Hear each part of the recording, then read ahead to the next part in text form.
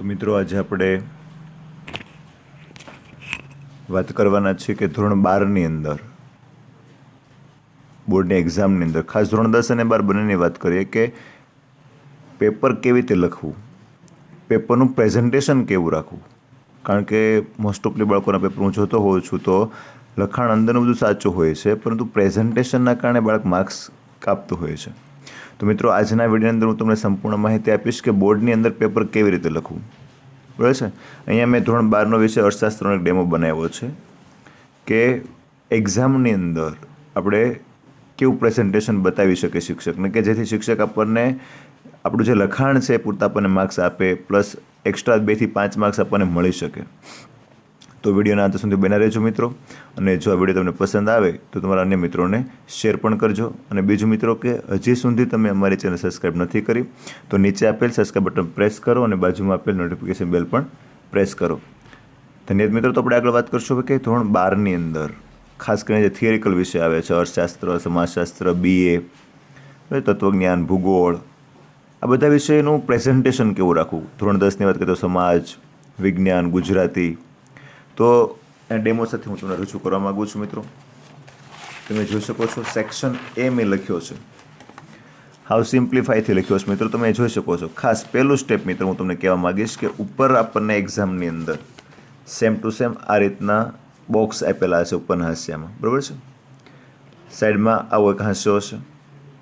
તો મિત્રો ઉપરનો જે હાસ્યો તમને દેખાય છે તમારે કશું લખવાનું નથી, બોક્સની અંદર પણ કંઈ નથી લખવાનું, અને ઉપર કંઈ સ્પેસ દેખાય એમાં પણ કશું લખવાનું નથી. કારણ કે મિત્રો આ જે બોક્સ છે પેપર ચેકિંગ કરનાર શિક્ષક માટે છે, અહીંયા એને માર્ક્સ મૂકવાના હોય છે. એટલે આ હાસ્યમાં આપણે એક પણ અક્ષર નહીં પાડીએ. ત્યાર પછી બીજું કે આ જે હાસ્યો છે એમાં પ્રશ્ન ક્રમાંક ફરજિયાત બતાવશું. તો સૂચના સાંભળજો, પ્રશ્ન ક્રમાંક ફરજિયાત બતાવશું. શા માટે બતાવશું એને આપણે આગળ ચર્ચા કરવાના છીએ. ત્યાર પછી મિત્રો ઘણી વખત મેં જોયું છે કે બાળકો શું કરતા હોય તો સેક્શન એને ડિઝાઇનથી હાઇલાઇટ કરતા હોય છે. તો મિત્રો ધોરણ 12ની અંદર બ્લેક પેન અલાઉડ નથી, પરંતુ મોસ્ટ ઓફલી શિક્ષક બ્લેક પેનના માર્ક્સ નથી કાપતા. પરંતુ બાય ચાન્સ 1-2 શિક્ષક એવા નીકળે અને બ્લેક પેનના માર્ક્સ કાપે, એના કરતાં હું તો એવું માનું છું કે બ્લુ પેનથી જ લખી નાખો, કારણ કે ટાઈમ પણ ઓછો મળવાનો તમને બોલ પેન ચેન્જીસ કરવાનો, બરાબર. એટલા માટે તો હું એવો આગ્રહ રાખું ભાઈ કે બ્લુ બોલ પેનથી વિથઆઉટ હાઇલાઇટ ખાલી મોટા અક્ષર લખી નાખું ભાઈ વિભાગ A. શિક્ષકને બતાવે છે ને વિભાગ અહીંયાથી છે, શિક્ષકને જોવાનું છે. પછી કંઈ એ તમે ગમે એટલું ડેકોરેશન કરશો કંઈ વધુ માર્ક્સ નથી મળવાના. ત્યાર પછી મિત્રો સેક્શન Aની અંદર હવે જોઈએ આપણે કે કઈ રીતના લખવાનું છે. તો ભાઈ વિકલ્પો છે, તો અહીં સૂચના પણ નીચે આપેલ વિકલ્પો કંઈ લખવા નથી, પ્રશ્ન પણ લખવાની જરૂર છે નહીં, કારણ કે આ જવાબ વહી છે મિત્રો. શું છે? જવાબ વહી. અહીંયા તમારે જવાબ દર્શાવવાના છે. એટલે હવે વાત કરીએ કે વિકલ્પ કઈ રીતના લખવો. તો મિત્રો ખાલી તમે જો અહીંયા જોઈ શકો છો કે ખાલી C લખશો તમે, બરાબર છે, તો પણ બોર્ડની અંદર અલાઉડ છે. કારણ કે તમે જોઈ શકો C સતત જવાબ આવે, બરાબર છે. અથવા ખાલી સતત લખો તો પણ બોર્ડમાં અલાઉડ છે, અને C કરીને સતત લખો તો પણ અલાઉડ છે. 3 પેટર્ન અલાઉડ છે. શિક્ષકને માર્ક્સ આપવો ફરજિયાત છે મિત્રો, એટલે ચિંતા ન કરતા. પરંતુ બેસ્ટ પેટર્ન હોય તો એ છે C સતત. આ બંને સાથે લખવું, જેથી કરી શિક્ષક C જોઈને પણ માર્ક્સ આપી શકે, સતત જોઈને પણ માર્ક્સ આપી શકે. કારણ કે મિત્રો શિક્ષક પાસે ચેકિંગ માટે ટાઈમ ઓછો હોય છે, એટલે આન્સર કીમાં ન જોવા જાય ડાયરેક્ટ જવાબ આપી શકે, એટલે બંને આપણા માટે નોખવું પડે.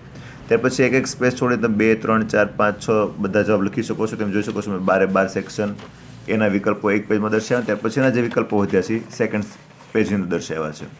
હજી મિત્રો એ વાતને હું અહીંયા રિપીટ કરીશ કે આપણે ઉપરના હાસ્યાની અંદર કશું લખવાનું છે નહીં, અને આ જે હાસ્યો છે માત્ર ક્રમાંક સિવાય કશું નહીં લખીએ, એ પણ ખાસ ધ્યાન રાખજો મિત્રો.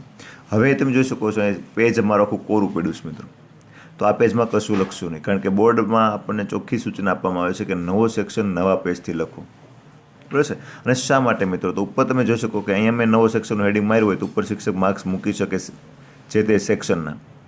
એટલે ખાસ ધ્યાન રાખશું કે નવો સેક્શન નવા પેજથી લખશું. ત્યાર પછી ધોરણ 12ની અંદર બ્લેક પેન અલાઉડ નથી, ધોરણ 10માં અલાઉડ છે. ત્યાર પછી મિત્રો બ્લેક પેન, પેન્સિલ અને બ્લુ સિવાય તમે એક પણ કલરની બોલ પેન ઉપયોગ કરી શકતા નથી. પ્લસ મારું નામ પણ તમે સપ્લિમેન્ટરીમાં અલાઉડ નથી. જો આવું કરવાથી તમારું પેપર ચેક ન થવા સુધીની પણ શક્યતા રહેલી છે. હવે વાત કરીએ સેક્શન B ની અંદર પ્રેઝન્ટેશન કેવું રાખવું. આ સેક્શન A ની વાત હતી મિત્રો. Section B it's very simple. તમે જોઈ શકો છો સેમ ટુ સેમ ફરી વખત કે અહીંયા મેં ઉપરના હાસ્યમાં કાંઈ પણ વિગત લખેલ નથી. ત્યાર પછી વિભાગ બી સિમ્પ્લિફાઈ લખેલું છે, સિમ્પલ, બરાબર. કોઈ ડેકોરેશન નથી, બ્લેક પેન નથી, અંડરલાઇનની જરૂર નથી, કારણ કે મોટા અક્ષર વિભાગ બી લખ્યું તો શિક્ષકને બતાવવાનું છે. હવે આગળ વાત કરીએ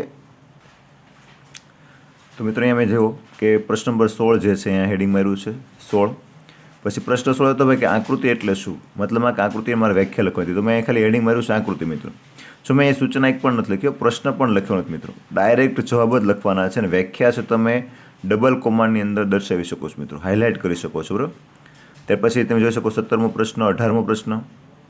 અહીંયા વચ્ચે પણ લખવા જરૂર નથી મિત્રો એક વાક્યમાં કે 17, પછી અહીંયા 17 લખીએ, પછી 18, પાછા અહીંયા 18 લખીએ, એ કોઈ જરૂર નથી મિત્રો. ટાઈમ મળે તો આવા મુદ્દા નીચે અંડરલાઇન કરો, હાઇલાઇટ કરો મુદ્દા, કે શિક્ષકનું ધ્યાન ત્યાં જાય કે તમે જે લખવા માગો છો. કારણ કે પ્રશ્ન છે કે આલેખ દોરવા અને સમજવા માટે શેના જ્ઞાનની જરૂર છે, તો અહીંયા આંકડાશાસ્ત્રના ઊંડા જ્ઞાનની આવે, તો મેં આંકડાશાસ્ત્ર હાઇલાઇટ કર્યું છે મિત્રો. બસ આ ડેકોરેશન છે, આ પ્રેઝન્ટેશન છે, અને આ દર્શાવવાનું છે. ઘણા બાળકો અહીંયા અંડરલાઇન કરતા હોય છે, પછી અહીંયા પ્રશ્ન પૂછે ત્યાં પછી લાઇનિંગ દોરતા હોય છે. એટલે બધી મિત્રો એક વાક્યમાં જરૂર છે જ નહીં. એક વાક્ય સિમ્પલી રીતે આ રીતના દર્શાવી શકો તમે જોઈ શકો છો, બરાબર ને. હાવ સિમ્પલ રીતે મેં દર્શાવ્યા છે મિત્રો, કે ભાઈ એટીએમનું પૂરું નામ માંગ્યું તો એટીએમ ડાયરેક્ટ પૂરું નામ લખ્યું છે, એટીએમનું પૂરું નામ આ થાય છે અને આ રીતના છે, નીચે મુજબ છે, ને એવી કંઈ એક વાક્યમાં લખવાની જરૂર છે નહીં મિત્રો. અહીં તમે જોઈ શકો ભાઈ કે ભારતમાં મધ્યસ્થ બેંક ક્યાં નામે ઓળખાય, આવો પ્રશ્ન હતો, તમે લખ્યું ભાઈ ભારતમાં મધ્યસ્થ બેંક RBI કાઉન્સમાં રિઝર્વ બેંક ઓફ ઇન્ડિયાના નામે ઓળખાય છે, બસ પૂરું. ને RBIની ચંદન કરી છે કે શિક્ષકનું ધ્યાન ત્યાં દોરાશે, બરાબર છે. આખો પ્રશ્ન પણ જોવાને ડાયરેક્ટ માર્ક્સ મને આપશે. હવે મિત્રો તમને એક ડેમો આપીશ કે બોર્ડમાં કઈ રીતના પેપર ચેક થતું હોય, બરાબર. સાથે એમાં જ આપણે વાત કરશું કે બોર્ડની અંદર પેપર કઈ રીતના ચેક થતા હોય છે, જેથી કે તમને લખવામાં વધારે અનુકૂળતા રહેશે, લખવાનું કઈ રીતના છે તમને સમજાઈ જશે. તો વાત કરીએ સેક્શન Cની. મિત્રો એક ડેમો મેં બતાવ્યો છે, એટલે મેં સંપૂર્ણ બધા પ્રશ્નો નથી લખ્યા. સેક્શન Cની વાત કરીએ પહેલાં બીના આગળના પ્રશ્નો જોઈ મિત્રો, તમે જોઈ શકો છો ડેકોરેશન મારું પ્રેઝન્ટેશન. હજી એકવાર ઉપરના હશે મેં કશું લખ્યું નથી, ને લખવાનું પણ છે નહીં બોર્ડમાં. અહીંયા માત્ર ખાલી આજે ઊભો હશો છે, માત્ર ક્રમ દર્શાવવાનો છે, બરાબર. અહીંયા આપણો સેક્શન B પૂરો થાય છે. આ મેં સ્પેસ છોડી દીધો છે. સેક્શન Cની વાત કરીએ આપણે તો સેમ ટુ સેમ ઉપરનો હશો પાછો બ્લેન્ક રાખ્યો છે, ખાલી રાખ્યો છે, બરાબર. હવે અહીં જો પાછું મોટા અક્ષરમાં વિભાગ C લખ્યું છે મિત્રો. હવે અહીં દર્શાવો વચ્ચે કે જે પણ ક્વેશ્ચન નંબર છે તે, બરાબર. અહીંયા માની લો કે 31મો છે, પાછો મેં લખ્યું છે જવાબ 31. પછી જે પ્રશ્ન છે હાઇલાઇટ કર્યો છે. ટૂંકમાં શેના વિશે તો કે અર્થશાસ્ત્રમાં આલેખ અને આકૃતિનું મહત્વ, આવો પ્રશ્ન હતો તો મેં હાઇલાઇટ કરીને પછી જવાબ લખ્યો છે. હવે જવાબની વખતે ખાસ ધ્યાન રાખજો મિત્રો, આ મારો મેઇન ટોપિક માટે મેં આ નિશાની દર્શાવી, બરાબર. એની નીચે પેટા પ્રકાર, ટૂંકમાં એના પેટા મુદ્દાઓ આવે છે, એટલે મેં એરા દર્શાવ્યા, ડિઝાઇન ચેન્જ કરી છે, તમે જોઈ શકો છો. તે પછી 4 મુદ્દા વચ્ચે જે સ્પેસ છે સરખું રાખ્યું, તમે જોઈ શકો છો સ્ટ્રેટ. એટલે શિક્ષકને ડાયરેક્ટ 4 મુદ્દા બતાવશે મિત્રો. બીજું ખાસ કહીશ કે 2 માર્ક્સનો પ્રશ્ન હોય એટલે જો આવા મુદ્દા આવતા હોય એરાવાળા તો 4 મુદ્દા લખશો મિત્રો, એટલે રોકડા તમને 2 માર્ક્સ મળશે. બોર્ડનો નિયમ છે. એક મુદ્દો સાચો હોય એટલે અડધો માર્ક્સ મળે. કેટલો મળે? અડધો. એટલે હા, તમે વધુ 5 મુદ્દા લખી શકો ભાઈ, એકાદનો ડાઉટફુલ હોય તો. ઘણા બાળકો તમે જોયા છે કે આખું પેજ લખતો આવે છે, તો મિત્રો એ ટાઈમપાસ થશે, તમને માર્ક્સ નથી મળવાના, કારણ કે 2 માર્ક્સનો પ્રશ્ન એટલે 4 મુદ્દા લખવા જરૂરી છે. અહીંયા તમે જોઈ શકો મિત્રો, મારો અહીં પ્રશ્ન પૂરો થયો છે, એટલે એક લીટી છોડી મેં અહીંયા હાઇલાઇટ કરી છે, બરાબર છે, કે અહીંયા મારો ક્વેશ્ચન પૂરો થાય, હું નવો સ્ટાર્ટ કરું છું. પછી અહીંયા સ્પેસ, નીચે સ્પેસ, અહીંયા તમે જોઈ શકો છો 32 નંબર. પછી અહીંયા ખાસ આપણો પ્રકાર હતો મુખ્ય પ્રકાર કે આલેખના પ્રકારો, બરાબર. આ મુખ્ય મુદ્દો છે, એનો પેટા પ્રકાર પડે છે. પેટાનો પાછો પેટા પ્રકાર પડે મિત્રો, તો જો ડિઝાઇનિંગ ચેન્જ કરી છે અને સ્ટ્રેટ જાળવું છે, બરાબર. પછી આ ડિઝાઇનિંગ ચેન્જ કરી એ પણ સ્ટ્રેટ જાળવું છે. તો આ પ્રેઝન્ટેશન છે મિત્રો, માત્ર બ્લુ બોલ પેનથી જ લખ્યું છે, પણ મારું જો રાઇટિંગ સારું નથી મિત્રો. પ્રેઝન્ટેશનના કારણે મારી સપ્લિમેન્ટરીમાં ઉઠાવ આવે છે કે શિક્ષકના હાથમાં જો મારી સપ્લી જશે તો એને એમ થશે કે આ ટોપ પરનું પેપર છે, જેના કારણે મને એક્સ્ટ્રા 5 થી 7 માર્ક્સ મળવાની શક્યતા છે મિત્રો, બરાબર. સેમ ટુ સેમ પાછળ જોઈએ 33મો પ્રશ્ન, એ જ પેટર્ન છે. 33 અહીંયા હાઇલાઇટ કર્યો છે મુદ્દો કે આર્થિક વૃદ્ધિની મેં મર્યાદા લખી છે, તો મર્યાદા મેં 3 દર્શાવી મિત્રો, કારણ કે 3 મર્યાદા પ્રશ્ન માગી હતી. પ્રશ્ન એવો છે કે આર્થિક વૃદ્ધિની કોઈ 3 મર્યાદા લખો, એટલે મેં 3 જ લખીશ મિત્રો. અથવા તો જો તમને એવી કોઈ 3 એવી સૂચના નથી આપી તો તમે એ ચોથા હેડિંગમાં તમે લખી શકો છો. પણ આ તમે જોઈ શકો છો મારી ડિઝાઇનિંગ જે છે પેટર્ન એ અલગ અલગ છે. મુખ્યની પેટા જાય તો અલગ પડે છે, પછી આ સ્ટ્રેટ લાઇનિંગ હું જાળવું છું, ત્યાર પછી આ તમે જોઈ શકો છો રાઇટિંગ સ્પેસ છોડ્યા છે મેં શબ્દ વચ્ચે, આ બહુ અગત્યનું છે મિત્રો, આ સ્પેસ, બરાબર. ત્યાર પછી જોઈએ પ્રશ્ન એવો હતો કે ભાઈ જીવનની ભૌતિક ગુણવત્તાના આંકમાં કેટલા ઘટકો છે અને ક્યાં ક્યાં છે, તો એમ લખ્યા છે 3, બરાબર. 3 દર્શાવી દીધા છે, એક્સ્ટ્રા કાંઈ લખ્યું જ નથી. અને મિત્રો 2 માર્ક્સનો પ્રશ્ન છે, એક અડધો માર્ક્સ આનો છે, અડધો ને અડધો, બરાબર. એટલે 4 પોઈન્ટ થઈ ગયા, એટલે અહીંયા તમને 2 માર્ક્સ મળે છે. તમે જોઈ શકો છો. નેક્સ્ટ, નાણાંના પ્રકારો કેટલા છે. મિત્રો તમે અર્થશાસ્ત્ર ક્યારેક ખોલજો ધોરણ 12ની. નાણાંના કુલ 6 પ્રકાર છે. કેટલા છે? 6. મેં માત્ર 4 જ લખ્યા છે. શા માટે? તો મેં કીધું એ રીતના 2 માર્ક્સનો ક્વેશ્ચન છે, એટલે 4 પોઈન્ટના તમને 2 માર્ક્સ રોકડા મળવાના છે મિત્રો. એટલે ખાસ ધ્યાન રાખજો, કારણ કે જો તમે સેક્શન સીમાં ટાઈમ વધારે વેસ્ટ કરશો તો સેક્શન ઈ તમારો અધૂરો રહેવાનો છે. આ મારો અનુભવ કહેશ મિત્રો, બરાબર છે. એટલે ખાસ ધ્યાન રાખજો. સેક્શન સીની અંદર માર્ક્સ પ્રમાણે લખજો. 2 માર્ક્સ હોય તો 4 થી 5 મુદ્દા ઘણા છે, એક્સ્ટ્રા લખતા નહીં, જેથી કે પાછળ ટાઈમ ન બગડે, તમારું ડેકોરેશન ન બગડે. ઘણી વખત એવું થાય કે સેક્શન સી લોંગ લખવા જાય, પછી પાછળ ડી અને ઈનીમાં ગમે તેવા અક્ષરથી તમે લખાણ લખી નાખતા હો છો, જેના કારણે રાઇટિંગના કારણે તમારા માર્ક્સ કપાતા હોય છે, અથવા તો શોર્ટમાં તમારે લખવું પડતું હોય છે. કારણ કે હું તો બોર્ડના પેપર જોવા જાઉં છું મિત્રો, મને ખબર છે દર વખતે બાળક આ જ ભૂલ કરતું હોય છે કે સેક્શન એ સારા અક્ષર લખ્યો હોય, બી સારા અક્ષર લખ્યો હોય, સી લખ્યો હોય, પણ ડીનો એન્ડ આવે અને સેક્શન ઈ આવે, એમાં પછી એટલું રાઇટિંગ ખરાબ હોય છે, એટલું શોર્ટમાં લખેલું હોય છે કે શિક્ષક ક્યારેય 3 ઉપર માર્ક્સ આપતો નથી. સેક્શન એબીસીમાં બેઠા માર્ક્સ હોય છે, પરંતુ ડી અને ઈના કારણે પછી 70 થી 80 માર્ક્સ પડે છે. તો મિત્રો 70 થી 80ની જગ્યાએ તમે 98, 99, 100 લાવી શકો છો જો તમે આ પેટર્ન વાપરશો તો. કારણ કે હું બોર્ડમાં જોવા જાઉં છું, આ જ પેટર્નમાં જેણે લખ્યું હોય છે મિત્રો, 100માંથી 100 લાવે છે, અથવા 99, 98 પણ લાવતા હોય છે. જોઈએ જે પાછો એક પ્રશ્ન છે કે ભાઈ ફુગાવાના લક્ષણો, તો એમ એરો માર્યો છે, પેટા ડિઝાઇન મેં ચેન્જ કરી નાખી છે અને 4 લક્ષણ લખી નાખ્યા છે મિત્રો, બરાબર. 36 પાસે અહીં લાઇનિંગથી મેં સ્ટોપ કરી દીધું, ભાઈ એમાં પ્રશ્ન પૂરો થઈ જાય છે. 37 સ્ટાર્ટ થયો, બરાબર છે. રેપો રેટ 2 વ્યાખ્યા માગી હતી, તો 2 મેં હાઇલાઇટ કરી છે, તમે જોઈ શકો છો. અને છેલ્લે મિત્રો જો ટાઈમ મળે તો આ હાઇલાઇટ કરવાનું હોય આ રીતના પેન્સિલથી, બરાબર. બંને વ્યાખ્યા મેં કેમાં લખી છે? ડબલ ઇન્વર્ટેડ કોમાની અંદર. બસ એટલું જ લખવાનું મિત્રો. પછી રેપોર્ટ વિશે એક્સ્ટ્રા માહિતી લખવા રહેશો તો મેં કીધું એમ સેક્શન ડી ને એમાં ટાઈમ ઘટશે. જો સેક્શન ડી કઈ રીતના પ્રેઝન્ટેશન રાખવું, તો સેમ પેટર્ન સેક્શન એ, બી અને સીની જેમ વિભાગ ડી હેડિંગ માર્યું છે, અહીંયા 47 નંબર લખ્યો છે, અહીંયા જવાબ 47 લખ્યો છે. કારણ કે મિત્રો આ હાસ્યામાં ખાસ કહું છું, તમારે માત્ર પ્રશ્ન ક્રમાંક સિવાય કશું આ જે સ્ટાર બાર છે કે ભાઈ કોઈ ડિઝાઇનિંગ છે અહીંયા ન કરતા. કારણ કે હમણાં તમને ડેમો આપવાનો છું બોર્ડનું પેપર કેમ જોવાશે, બરાબર છે. એટલે એન્ડમાં આપણે જોવાના છે કે બોર્ડના પેપર જ્યારે ચેકિંગ થાય તો હાંસો કેટલો અગત્યનો છે, કેટલો મહત્ત્વ ધરાવે છે. એટલે કહું છું માત્ર ક્રમ જ તમારે ઉપર ઊભા હિસાબ લખવાનો છે, અને ઉપરનો આડો હાંસો છે એક પણ લીટો પાડવાનો હોતો નથી. તમે જોઈ શકો છો મિત્રો, જ્યાં ફકરો આવે છે એને મેં ફકરો પાડ્યો છે, જ્યાં એરા હતો ત્યાં મેં એરા પાડ્યા હતા. આ તમારું પ્રેઝન્ટેશન છે મિત્રો, બરાબર. આગળ તફાવત જોઈએ મિત્રો, કે ઘણી વખત બોર્ડમાં તફાવત પૂછાતો હોય છે, ઘણી વખત નહીં, દર વખતે એકાદો તફાવત તો હોય છે મિત્રો. કઈ રીતે લખવો કે તમને 3માંથી 3 કે 5માંથી 5 મળે? તો મિત્રો પ્રશ્ન 48મો હતો, સેમ ટુ સેમ 48 લખ્યા, પણ અહીંયા તમે જોઈ શકો વિકાસ અને વૃદ્ધિનો મારે તફાવત લખવાનો હતો, પણ તમે એક્સ્ટ્રા હેડિંગ માર્યું છે મુદ્દા તરીકે. ભાઈ પહેલો મુદ્દો મારો કયો છે? વ્યાખ્યાનો છે, બરાબર છે. બીજો મુદ્દો મારો પરિવર્તનનો છે, ત્રીજો મુદ્દો મારો ખ્યાલનો છે. મિત્રો શિક્ષક ખાલી વ્યાખ્યા જોશે એટલે કળી જશે કે ટોપરનું પેપર તમારા હાથમાં છે, એટલે ડાયરેક્ટ આ રીતના ટીક મારશે અને એ માર્ક્સ તમને આપી દેશે, બરાબર. એટલે ખાસ ધ્યાન રાખજો, જેવું પ્રેઝન્ટેશન તમે આપશો એવું શિક્ષકની માનસિકતા બંધાશે. જો તમે પ્રેઝન્ટેશન સારું આપશો તો શિક્ષકને એવું લાગશે કે આ ટોપર બાળક છે, એટલે તમને એક્સ્ટ્રા માર્ક્સ આપશે મિત્રો, અમારી ગેરંટી છે તમને. એટલે આ રીતના પ્રેઝન્ટેશન બનાવો. છેલ્લે કોષ્ટક પૂર્ણ કરવાનું ભૂલતા નહીં મિત્રો, બરાબર છે. પછી એક ખાસ હું કહીશ તમને, અહીં તમે જોઈ શકો છો કે અહીંયા મુદ્દો મારો અહીંયા પૂરો થઈ ગયો છે, તો ઘણા બાળકો બીજો મુદ્દો અહીંથી સ્ટાર્ટ કરી દેતા હોય, પરંતુ અહીંયા તમે જોઈ શકો મુદ્દો મારો મિત્રો કે અહીંયા મુદ્દો જે છે મારો 3rd લાઇનમાં પૂરો થયો છે, આ 2nd લાઇનમાં પૂરો થઈ ગયો છે. તો 3rd લાઇન અહીંયા હું ખાલી છોડીશ, પછી એક સ્પેસ છોડ્યો છે, કારણ કે આના માટે એક સ્પેસ છોડ્યો છે કે આ બંને મુદ્દા અલગ પડી શકે, ભલે અહીંયા 2 લીટીથી મિત્રો, પછી મેં મુદ્દો દર્શાવ્યો છે. તો આ છે પ્રેઝન્ટેશન, કે શિક્ષકને અલગ અલગ મુદ્દા દેખાય, તમે જોઈ શકો છો 1, 2, 3, 4, 5, 6, બરાબર. અહીંયા તે શિક્ષક ગણી શકે 1, 2, 3, 4, 5 ને 6 મુદ્દા લખ્યા, એટલે 3 માર્ક્સનો પ્રશ્ન હોય તો આરામથી તમને 3 આપી શકે મિત્રો. વાત કરીએ આગળ.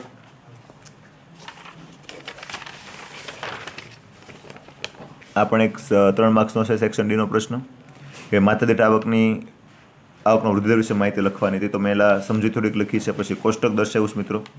કોષ્ટક ખાસ ધ્યાન રાખજો મિત્રો, પેન્સિલથી રજૂ કરજો એક્ઝામની અંદર, ક્યારેય બ્લેક પેનથી કે બોલ પેનથી ન દોરતા, કારણ કે પ્રેઝન્ટેશન સારું લાગશે, બરાબર મિત્રો. એના માર્ક્સ કપાતા નથી તો એ ચિંતા ન કરતા, પરંતુ પેન્સિલ હશે તો પ્રેઝન્ટેશન તમારું ઉપસી આવશે એવું હું કહેવા માગું છું, એટલે ખાસ ધ્યાન રાખજો. પછી સેક્શન સી છે એટલે મેં ડી છે 3 માર્ક્સ, એટલે સમાપનથી મેં હેડિંગ માર્યું છે મિત્રો. બરાબર છે. પ્રસ્તાવના હેડિંગ નથી માર્યું, પણ સમાપન લખું છું ભાઈ હું એ પ્રશ્નનો જવાબ મારો પૂરો કરું છું, શિક્ષકને સમજાશે. જોઈએ આપણે 5 માર્ક્સના પ્રશ્ન કઈ રીતના લખવા. સેક્શન ઈની વાત કરીએ તો મિત્રો સેક્શન ઈ તમે જોઈ શકો છો, સિમ્પલ હેડિંગ માર્યું છે. 58મો પ્રશ્ન, જવાબ 58. પછી મિત્રો એમ જવાબની આપણે કહેવાય ને કે અનુક્રમણિકા લખી છે કે જવાબ મેં એટલા મુદ્દામાં પૂરો કર્યો છે. હું શિક્ષકને મારું જાણ કરવા માગું છું કે પ્રસ્તાવના છે, વ્યાખ્યા છે, કારણોની યાદી છે, કારણોની સમજૂતી છે, અને ત્યાર પછી સમાપન આવશે. આ મેં એક અનુક્રમણિકા બનાવી, કહેવાય હેડિંગ કંઈ નથી મારવાનું અનુક્રમણિકા એમ, પરંતુ આ લખવું જરૂરી છે મિત્રો. ત્યાર પછી તમે જોઈ શકો પ્રસ્તાવના. તો મિત્રો 5 માર્ક્સનો ક્વેશ્ચન છે, સેક્શન ઈ છે, એટલે પ્રસ્તાવના 5 થી 6 લીટીની મિનિમમ લખાવી જોઈએ. બરાબર. અહીં તમે જોઈ શકો છો મેં 6 થી 7 લીટીની લખી છે. પછી વ્યાખ્યા હેડિંગ માર્યું છે મિત્રો. બરાબર. વ્યાખ્યા પણ લખી છે કોમાની અંદર, વ્યાખ્યાને પણ હાઇલાઇટ કર્યું છે અહીંયા. પ્રસ્તાવના અહીંયા મારા 2 મુદ્દા તમે જોઈ શકો છો આગળના પૂરા થયા. હવે આવશે કારણોની યાદી, તો એ પણ તમને બતાવી દઉં કે કઈ રીતના યાદી બનાવવાની છે. મોસ્ટ ઓફલી બાળકો અહીંયા જ ભૂલ કરતા હોય. હેડિંગ માર્યું છે બેરોજગારીના કારણો. બરાબર છે. મિત્રો તમને કહી દઉં કે 10 કારણો છે. કેટલા છે? 10. હવે બાય ચાન્સ તમને એક્ઝામમાં 8 જ આવડે છે, 9મું અને 10મું ભૂલાઈ ગયું છે. બરાબર છે. તો તમારે શું કરવાનું મિત્રો? તો અહીંયા તમે જો ક્રમ આપશો 1 2 3 4 5, તો છેલ્લે તમારો ક્રમ કયો આવશે? 8. કારણ કે 9 10 તમને ભૂલાઈ ગયા છે. એટલે 8 પર શિક્ષકની નજર જશે એટલે શિક્ષકને ખબર પડશે કે આને 2 કારણ આવડતા નથી, એટલે અડધો માર્ક્સ તો મિનિમમ કાપશે જ. એના કરતાં હું એવું કહું છું મિત્રો કે આ રીતના છે ને નંબર ના આપો અને આવું કોઈ ડિઝાઇન આપો કે કોઈ નાનું ગોળ રાઉન્ડ છે કે કોઈ સ્ટાર આ રીતના કરો, તો કોઈ આ રીતના એરો મારો, કે શિક્ષક છે આ ટોપિક ગણવા રહેવો જોઈએ નહીં. એ શિક્ષક પાસે ટાઈમ છે ને કે 1 2 3 4 5 6 એમ ગણે. બરાબર. આ મેં મિત્રો કારણોની યાદ હતી, પણ અહીંયા ખાસ ધ્યાન દોરીશું કે 3 માર્ક્સનો ક્વેશ્ચન હોય તો 6 મુદ્દા લખવાના, કયા એરાવાળા 6 મિત્રો. અને જો આવા કોઈ મુદ્દા આવતા હોય, મુખ્ય મુદ્દા હોય, તો કોઈ 3 સમજાવવાના. કેટલા સમજાવવાના? કોઈ 3 મિત્રો. ખાસ ધ્યાન રાખજો, 3 માર્ક્સનો ક્વેશ્ચન છે એટલે કોઈ 3, પણ હું એમ કહું છું કોઈ 4 સમજાવો, એક એક્સ્ટ્રા, કે જો એકાદમ તમારે માહિતી થોડીક ઘટતી હોય તો એક એક્સ્ટ્રા તમે જે લખ્યો છે એના કારણે શિક્ષક તમને 3 આઉટ ઓફ 3 આપી શકે. હજી એક વાર ધ્યાન રાખજો, 3 માર્ક્સનો ક્વેશ્ચન છે, જો આવા કોઈ મુદ્દા છે તો કોઈ પણ 3 થી 4 મુદ્દા જ દર્શાવવા, બધી માહિતી લખવાની જરૂર નથી 3 બારની અંદર. કારણ કે કેટલાય બાળકો મેં જોયા છે કે 10 મુદ્દા ટૂંકમાં સમજાવવા જાય છે, જેના કારણે પાછો ટાઈમ ઘટતો હોય. હા, એ ખાસ ધ્યાન રાખવાનું કે જો પ્રશ્ન એવો છે કે બેરોજગારીના કારણો, તમામ કારણો ટૂંકમાં સમજાવો એક વાક્યમાં, તો બધા સમજાવવાના. એટલે ખાસ ધ્યાન રાખજો મિત્રો, માર્ક્સ અને સૂચના પ્રશ્ન 2 વખત વાંચ્યા પછી જવાબ લખવો. ઘણા બાળકો અહીંયા થાપ ખાઈ જાય છે અને માર્ક્સ કપાઈ જાય છે. મિત્રો મેં યાદી બનાવી, યાદી તમે જોઈ શકો છો કે મેં એની સમજૂતી આપી છે. સમજૂતીનો પાછો જો તમે પેટા પ્રકાર જે છે તો મેં ડિઝાઇનિંગ ચેન્જ કરી છે પ્રેઝન્ટેશન માટે. બરાબર. પછી અંડરલાઇન કરી છે, પછી એને માટે મેં ફકરો પાડ્યો છે. જો મુદ્દા પણ પાડી શકું મિત્રો, પણ આવા મેઇન મુદ્દા કેટલા સમજાવ મિત્રો? 5 માર્ક્સનો પ્રશ્ન છે તો મિનિમમ ઓછામાં ઓછા કે વધુ 6 થી વધારે લખવાની જરૂર નથી મિત્રો. 6 મુદ્દાથી વધારે મુદ્દો લખવાની જરૂર નથી. 5 માર્ક્સનો પ્રશ્ન હોય, ભલે 10 મુદ્દા હતા. આ બોર્ડનો નિયમ છે મિત્રો, કારણ કે કાઉન્સમાં તમે સૂચના નહીં આપી કોઈ પણ 5 સમજાવો, પણ બોર્ડનો નિયમ છે. કારણ કે ગયા વર્ષે પ્રશ્ન પૂછવાનો તો ગરીબીના નિર્દેશકો સમજાવો મિત્રો, તો નિર્દેશકો 11 આવે છે. કેટલા આવે છે? 10 થી 11. પરંતુ અમને જે આન્સર કે આપવામાં આવી ચોખ્ખી સૂચના હતી કે કોઈ પણ 6 મુદ્દા બાળકે સમજાવેલા હોય એટલે 5 માંથી 5 આપી દેવા, 7મા મુદ્દા પર નજર ન ફેરવવી. એટલે કહું છું મિત્રો, કોઈ પણ તમારે 6 સમજાવવાના હોય છે, એટલે એ પ્રમાણે તમે લખશો તમારો બહુ ટાઈમ બચશે. તમે આ રીતના ડેકોરેશન કરી શકશો, મુદ્દા હાઇલાઇટ કરી શકશો, અને જો તમે 10 મુદ્દા સમજાવવા રહેશો તો છેલ્લે તમારો ટાઈમ ઘટશે મિત્રો. બરાબર. આગળ વાત કરીએ, અમે ટૂંકમાં સમજાવ્યો છે પ્રશ્ન કઈ રીતના લખવો. બરાબર. આ બધા મુદ્દા છે. છેલ્લે સમાપન મિત્રો 3 થી 4 લીટીનું આવવું જરૂરી છે. કેટલી લીટીનું? 5 માર્ક્સનો ક્વેશ્ચન છે એટલે 3 થી 4 લીટીનું સમાપન આપણે ફરજિયાત લખશું મિત્રો. અને આ રીતના રાઇટિંગ રાખશું. તમે જોઈ શકો છો સ્પેસ છોડ્યા છે, કોઈ ચેકચાક નથી કરી. જો આવું રાઇટિંગ હશે મિત્રો તો હું તમને ગેરંટી આપું છું તમે આરામથી 100 આઉટ ઓફ 100 બોર્ડની અંદર પાડી શકો છો, તમામ તમને આવડતું હોય તો. પણ ઘણા બાળકોને 100 માર્ક્સનું આવડતું હોય છે પણ એક્ઝામની અંદર 90 માર્ક્સ લાવી શકે, વધારે લાવી શકતા નથી. તો મિત્રો આ વિડીયો હું એટલા માટે શેર કરું છું કે તમે 100 આઉટ ઓફ 100 પાડી શકો, 98-95 માર્ક્સ પણ તમે લાવી શકશો. મિત્રો વાત કરીએ આપણે કે ભાઈ કોઈ આલેખ પૂછાતો હોય તો આલેખમાં શું શું અગત્યની હોય.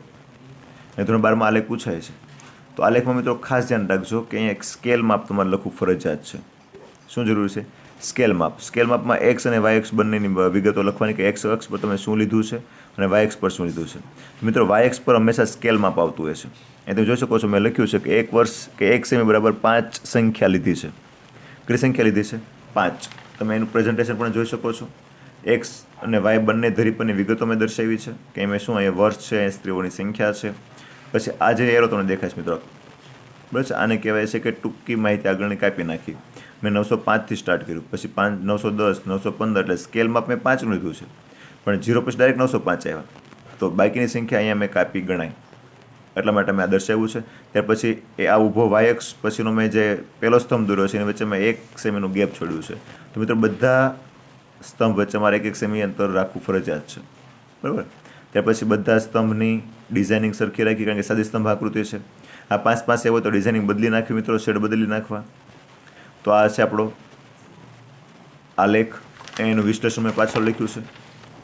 વિશ્લેષણ મિત્રો તમે હું એમ કહું છું કે ફકરો લખો તો પણ ચાલે, અથવા તો 4-5 મુદ્દા તમે લખી નાખો તો પણ ચાલે, બરાબર. મેં 5 મુદ્દાની સમજૂતી આપી છે, અહીં તો 6 લખ્યા છે, આપણે કોઈ 5 લખો, કારણ કે એક મુદ્દાનો તમને અડધો માર્ક્સ મળશે.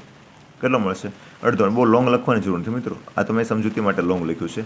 બાકી આ રીતના બબેલિટીના કોઈ 5 મુદ્દા લખી નાખો એટલે તમને 2.5 માર્ક્સ વિશ્લેષણના અને 2.5 માર્ક્સ તમને આલેખ દોરવાના મળતા હોય છે. તો મિત્રો આ તો આપણું પ્રેઝન્ટેશન, તમને આખું પ્રેઝન્ટેશન વ્યવસ્થિત બતાવી દઉં. તમે જોઈ શકો છો મિત્રો, સેક્શન એ આ પેજ પર લખ્યો છે. આ ઉપહાસ એમ કાંઈ નથી લખ્યું. અહીં સેક્શન એ પૂરો થઈ ગયો. અમે સ્પેસ છોડ્યો છે. આ સ્પેસ પણ કેટલો મહત્વ ધરાવે છે એમાં તમને પેપર ચેકિંગ કઈ રીતના થાય ને એમાં બતાવી દઉં છું મિત્રો. સેક્શન બીનું ડેકોરેશન તમે જોઈ શકો છો કેટલું ક્લિયર છે.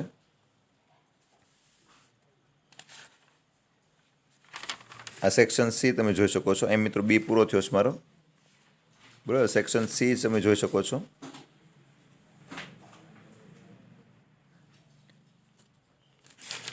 મિત્રો આવું પ્રેઝન્ટેશન રાખશો તો આરામથી તમે 100 પાડી શકશો, બરાબર.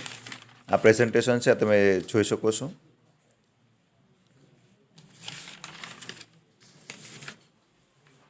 તો મિત્રો ચાલો વાત કરશું આપણે કે હવે એક્ઝામની અંદર તમારી જે સપ્લિમેન્ટ તમે લખી નાખી છે, હવે શિક્ષક કઈ રીતના ચેક કરશે તો તમને નાનકડો ડેમો આપી દઉં મિત્રો કે કઈ રીતના ચેક થતું હોય છે. બાકી વિગતવાર સમજવા માટે હું બીજો વિડીયો મૂકવાનો છું. આ નાનમતું પ્રેઝન્ટેશન બતાવું છું પેપર ચેકિંગનું, બરાબર છે.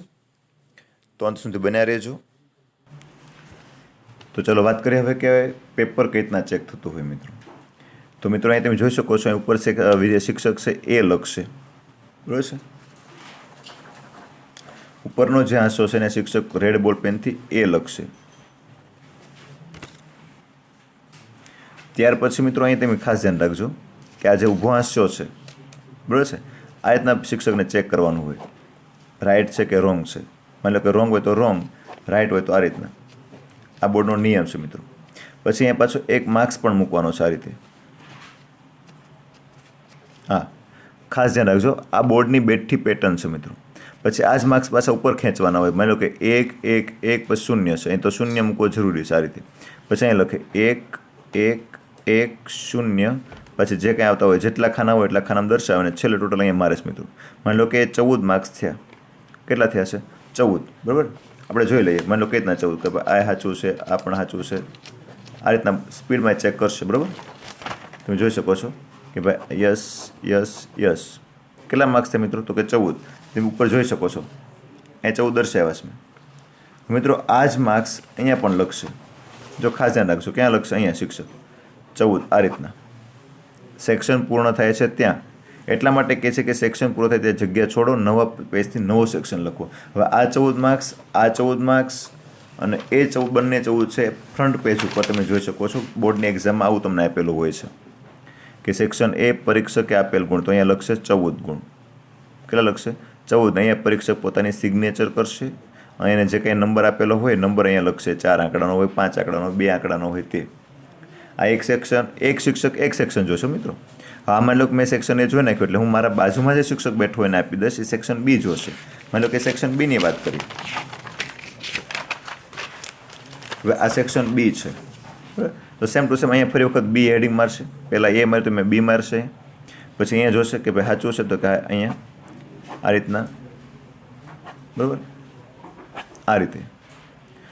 આ 1 માર્ક્સના છે એટલે અહીંયા માર્ક્સ મૂકી દેશે મિત્રો બાજુમાં જ તે.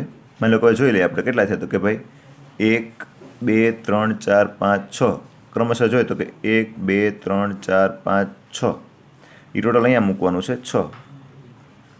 બરાબર છે. માની લો કે સેક્શન પૂરો થાય તો અહીંયા આ બધા જોવાઈ ગયેલા છે. ઉદાહરણ તરીકે માની લો કે આ રીતના છે તો અહીં ટોટલ છે એટલે પાછા લખશે. સેક્શન પૂરો થાય છે એટલે અહીં ટોટલ લખશે કઈ રીતના કે ભાઈ 6 માર્ક્સ આ રીતે, અને એ 6 પાછા ફ્રન્ટ પેજ ઉપર ખેંચવાના છે. અહીંયા 6 માર્ક્સ, અહીંયા પાછા કોઈ બીજો શિક્ષક હોય એની સિગ્નેચર થશે, એનો એ નંબર લખાશે. બરાબર છે. હવે સેક્શન સી આ રીતના જોવાશે, પણ સેક્શન સીની ખાસિયત તમને કહી દઉં મિત્રો કઈ રીતના જોવાશે. પેટર્ન આ જ છે કે અહીંયા સેક્શન સી લખશે, બરાબર, પણ અહીંયા ખાસ આ રીતના એ ચેક કરશે. હા, અને અહીંયા તમારો જે ક્વેશ્ચન પૂરો થાય છે ત્યાં એ માર્ક્સ મૂકશે. જે કાંઈ આપવાના હોય તે 2 આપવાના હોય તો 2. જો મિત્રો હજી કહું છું એટલે કહું છું કે તમારે હાથશો ખાલી રાખવાનો છે, બરાબર. ત્યાં પછી તમે આગળ જોઈ શકો. માની લો કે આ પ્રશ્ન છે, બરાબર છે, એ અહીંયા જોશે, અહીંયા માર્ક્સ મૂકશે. જો તમે અહીંયા કંઈ સ્ટાર બાર કર્યા છે તો એની ઉપર માર્ક્સ ગયા એના શિક્ષકના માર્ક્સ, બરાબર. તો કોઈ એરા કર્યા, માની લો કે આ રીતના 2 માર્ક્સ ગયા હોય કોઈ એરામાં, કોઈ ડિઝાઇનિંગમાં, તો આ 2 માર્ક્સ ગણવામાં ભૂલાઈ જાય. એટલા માટે કહું છું કે ક્રમ સિવાય ઊભો આસામ કંઈ લખવાનું નથી. આ બંને પાછા માર્ક્સ ઉપરના આસામ ખેંચી લેશે કે 2 + 2 એટલે કેટલા માર્ક્સ થયા ભાઈ 4 માર્ક્સ, બરાબર. એ પાછા જ્યાં સેક્શન પૂરો થતો હોય, માની લો કે અહીંયા સેક્શન પૂરો થઈ જાય છે ડેમોન્સ્ટ્રેશન તરીકે, કે અહીંયા પૂરો થાય છે તો અહીંયા 4 માર્ક્સ મૂકી દેશે આ રીતે. અને એ જ 4 માર્ક્સ પાછા ક્યાં ખેંચવાના છે ને ફ્રન્ટ પેજ ઉપર કે ભાઈ 4 માર્ક્સ આવ્યા. તો પછી અહીંયા જે કંઈ શિક્ષક હશે પોતાની સહી કરશે અને અહીંયાનો પાછો નંબર લખશે. આ જ રીતે સેક્શન ડીમાં માની લો કે 35 માર્ક્સ આવ્યા, ડેમો તરીકે લખું મિત્રો, જે કાંઈ હોય તે જેટલામાંથી આવતા હોય તે અહીંયા લખશે પોતાનો કોડ, બરાબર છે. સેક્શન એ જ હું ખાસ તમને ચર્ચા કરીશ કે કઈ રીતના જોતા હોય છે. તો એ પણ માની લો કે અહીંયાથી સેક્શન એ સ્ટાર્ટ થયો છે મિત્રો, બરાબર. અહીંયા એરો મારશે. સૌપ્રથમ અહીંયા ઈ લખશે કે ભાઈ સેક્શન એ હું સ્ટાર્ટ કરું છું. પછી આ પ્રસ્તાવના વ્યાખ્યા છે, પછી આ બધી માહિતી જોશે, આ રીતના એરા મારશે. બસ આ બધી માહિતી ચેક કરશે મિત્રો, નહીં કરે એવું નથી, બધી ચેક કરશે આ રીતે. પણ માર્ક્સ ક્યાં મૂકશે તો કે જ્યાં તમારો ક્વેશ્ચન પૂરો થાય છે, બરાબર.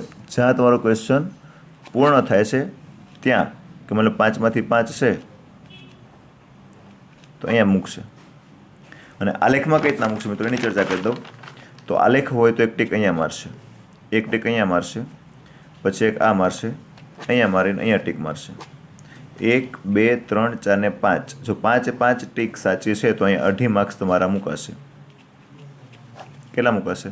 2.5. ત્યાર પછી વિશ્લેષણમાં જશે, અને જો વિશ્લેષણ સાચું છે તો વિશ્લેષણ જ્યાં તમે પૂરું કર્યું છે ત્યાં 2.5 માર્ક્સ વિશ્લેષણના જે કાંઈ આપવાના હોય તેમાં લોકો 2 આપે, 2.5 આપે, પ્લસ નકશાના 2.5 ખેંચશે અને ટોટલ મારશે 5 માર્ક્સ, બરાબર છે. આ 5 માર્ક્સ તમે પાછળ નકશો હોય, સેક્શન ગમે ત્યાં ડી લખ્યો હોય, જ્યાં ઈ લખ્યો, સોરી, કે જ્યાં તમે ઈ લખ્યો છે ત્યાં એના માર્ક્સ ખેંચાશે. માની લો કે આ પહેલાં આપણે પ્રશ્ન 5 એના આવ્યા હતા, હવે આલેખના 5 અહીંયા આવ્યા છે, તો એ ઘણી વખત લખશે શિક્ષક કે આલેખ, ઘણી વખત ન પણ લખે, એ શિક્ષકનો પ્રશ્ન છે, બરાબર. પછી એ ટોટલ અહીંયા રીતના ખેંચે કે 10 માર્ક્સ થયા છે.